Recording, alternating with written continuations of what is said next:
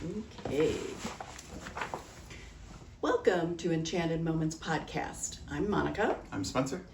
And we want to talk a little bit today about how to determine and use discernment for not just the crazy stuff going on in the world with AI, but our own feelings.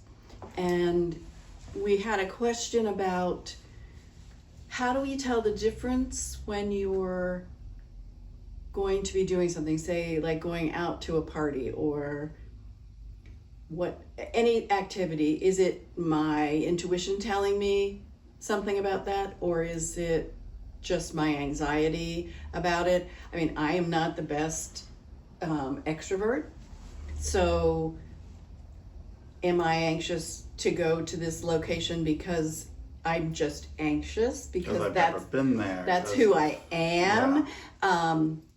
My little introverted self, or is my intuition trying to tell me something? There are some ways of using our discernment, our higher self, to help us with those situations. In some ways, you have to allow things to play out a bit to get there.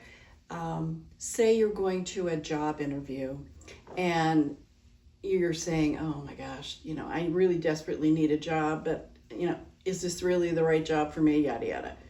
If you hit every red light on the way and you're late, turn around and go home. I mean, honestly, it's not the right thing for you. Sometimes we get signals from the universe, from our guides, from angels, whatever, giving us these signs that isn't the right thing for you, right? Mm-hmm. But on a day-to-day basis, we don't necessarily get these overt signs. However, my teacher for years said to me, ask for signs, because they are available.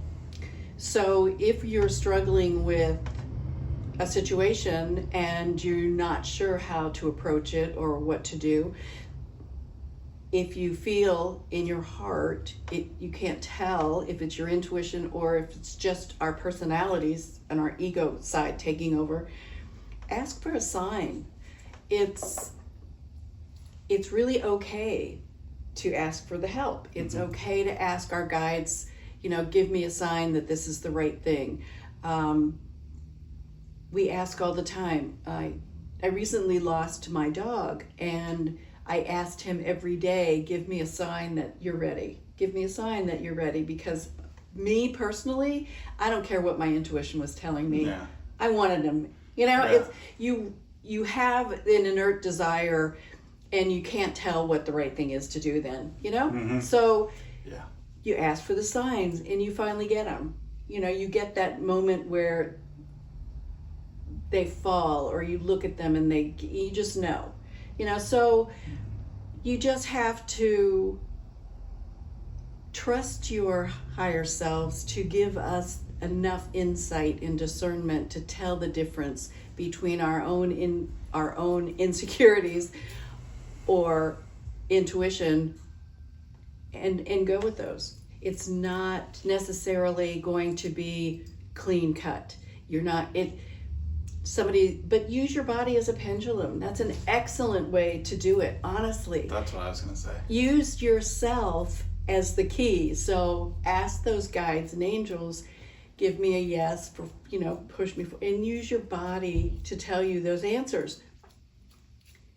And that way maybe we get better trust in our intuition. Mm-hmm. So if you're getting yeses and it's your intuition, then maybe next time you don't have to ask. Mm-hmm. It's your intuition telling you what to do. There's things that it doesn't matter. So if it's just, should I do this or should I do this, or do I call this person back, or what? You can practice with things like that. They don't matter, right? Mm-hmm. So try those things. If it's a super important thing, like I'm going to take a flight and I don't know whether to get on the plane, I can honestly say I flew every week for years, and I don't think there was one flight I got on I was comfortable getting on. I mean, I have to be honest. Yeah. And I kept thinking, okay, this is my 39,000th flight. It is my time coming. You know, it's how much fate can I tempt? And trust me, I had several very close calls on airplanes. So there is some normal anxiety, Right. some uncomfortableness that you're going to feel with certain things, and you just have to get used to those. But I'm here to say, if you had a real strong feeling, maybe you had a dream the night before, Mm-hmm. or you know, you got up and you threw up, or you know, there's something's going to change Mm-hmm. about that, then I would follow those feelings, honestly. But if it's just that undercurrent of uncomfortable, you can tell the difference Yeah. between a real strong anxiety and just that low level uncomfortableness that you get in new situations. If you do it enough, you will learn to get those clues from your body, right? So after you go to that party, maybe you feel an intense sense of joy. And so the next time somebody invites you to go somewhere, use your body as a pendulum and see what you think. And then if it says, no, don't go, unless it's serious, I would maybe go and see what happens when you put yourself in that situation. You have to use sort of the scientific method to challenge your own feelings and see what the results are. It can't hurt. If somebody asks you to dinner and meet you in a strange place, no, don't test it then. Yeah. I'm not saying that. But if you've got a thing going on and you just, it's a public place and you just try it and see what happens. You have to learn to be able to determine whether those feelings are legit or not. And sometimes the only way is to participate and see. Mm-hmm. So, but I would use the body as a pendulum. Because you're talking about whether you want that physical body to do something, right? So use that body as the test and see, or ask for signs. They're perfectly legitimate to ask for, Mm-hmm.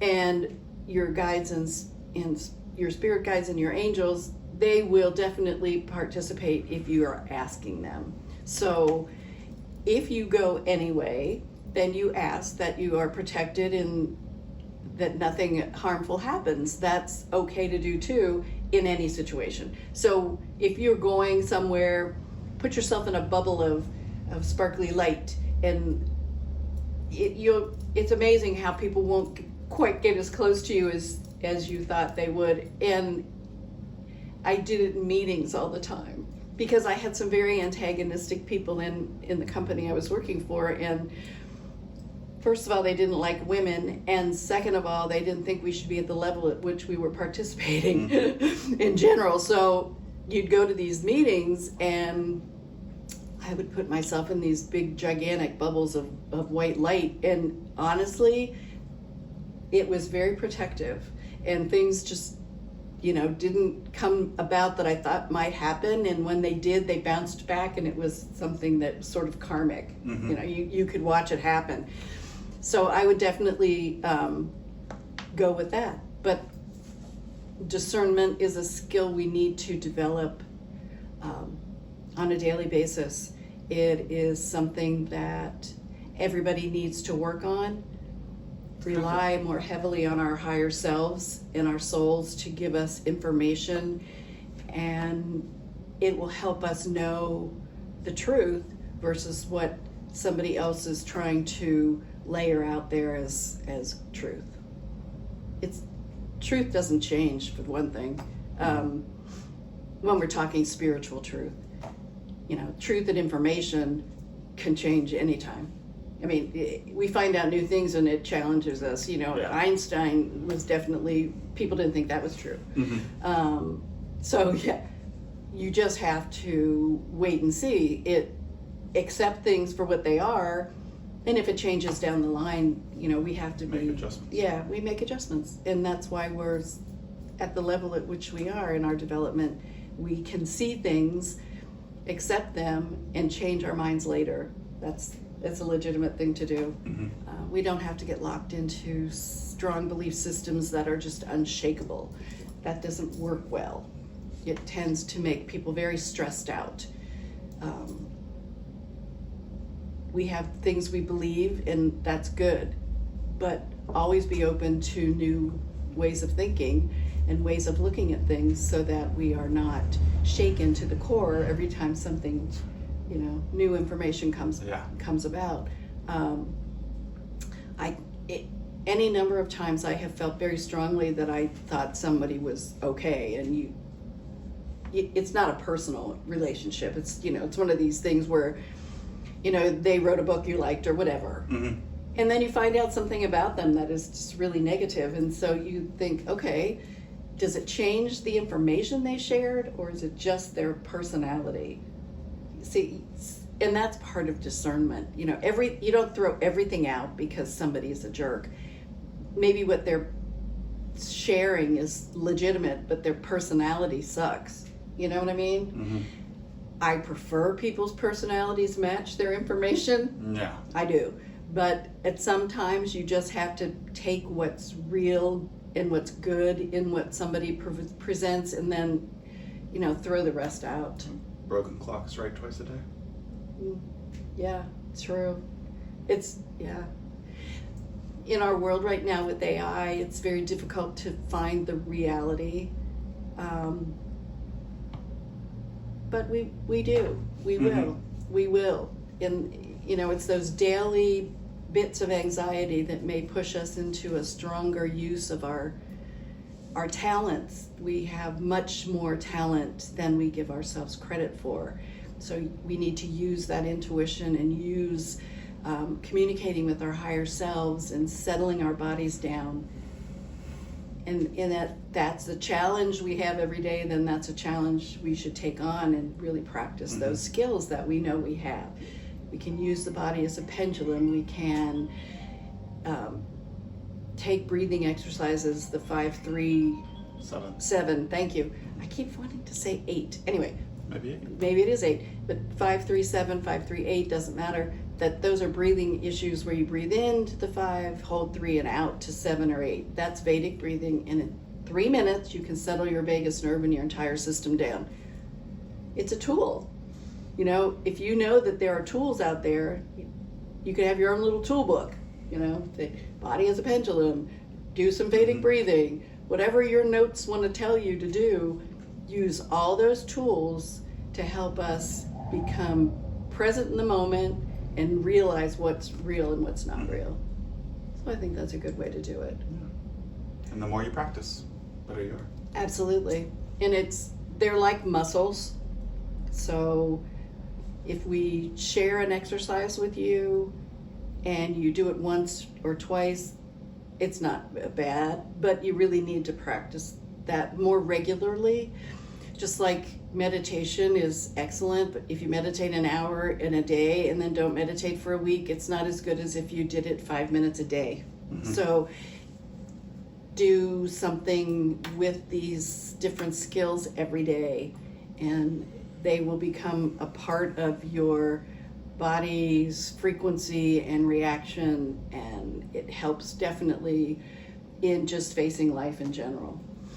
They're tools, and we should use those. But if you have questions about what you're feeling, ask your higher self, but definitely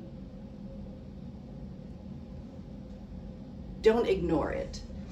Okay? Don't let somebody say, "Oh, it's not important." Don't ignore it, but take it in bits and pieces and see how you feel about everything about it. So if there's just one aspect of it that's scary or anxiety ridden, question that. If it's not, if it's about your family, then you may want to spend a little bit more time doing some breathing and settling down and then asking the question. But we want to make sure that everybody is comfortable in their own bodies. So I say use that body as a pendulum. That's definitely a way to do it, and it's grounding, it's centering, it does all those wonderful things at the same time. So that's a good way to do it. Mm-hmm. Okay. Anything else you think we should mention about that? No, I think we pretty much nailed it. But so discernment is critical thinking. It is critical thinking. They don't teach it anymore. You know, it's really kind of funny because my granddaughter is in a gifted program and they teach critical thinking as a gifted program aspect. And it should be something that we start with kids as soon as they start asking questions, right? Ask them, okay, if I let you do that, what's going to happen? You know, it's like, what's the action? What's the consequence? And, you know, then if they do it anyway, they do it anyway. But it's a little more than just that, too. Right. It's really getting to the point that your soul is saying yes or no to the information. But that's it. You build on it over time. So just start with the body pendulum and then look at things more discerningly. Mike and I looked at some AI the other day and we were trying to just go through different YouTube videos and it was remarkable the number that we didn't know. I mean, if it was true or not true. And then we went back and we were looking at them more deeply. Mm-hmm. And there was one where this guy said he saw a Sasquatch, right? I mean, these are good tests. And here comes Sasquatch running down the field. And he went to a tree, and the tree was very open. And here he comes, and then he comes out the other side, but you never saw him in this tree, right? Mm-hmm. And you're going, oh my gosh. You know, if you were just going flip, flip, flip, flip, flip, and hey, Sasquatch is there, you know, but that's a dumb thing because it doesn't really matter if Sasquatch is there. But if you're doing something and somebody goes, well, this person's evil, they're, you know, they participated in this activity or whatever, and you don't, trust me, those videos and pictures and everything can be manipulated. You can, and it's very good. It's very good. And it's just going to get better. So it's important to connect with your higher self as many times as you can a day to see, because then it'll be easier when you have a big question. If you wait for just the big questions, then, you know, it's a struggle. So exercise those muscles of intuition using guides and discernment every day. And then when it's a big question, you'll be ready to deal with it. And it's easier and you won't have as many self-doubts about it. But that's, cat hair. Sorry. It's, if you have questions about it and you don't know how to use your intuition appropriately, or you have questions about it, feel free to give us a ring and call or send us an email. We're happy to help with any questions. So good luck. Keep exercising your intuition, and we will see you next time.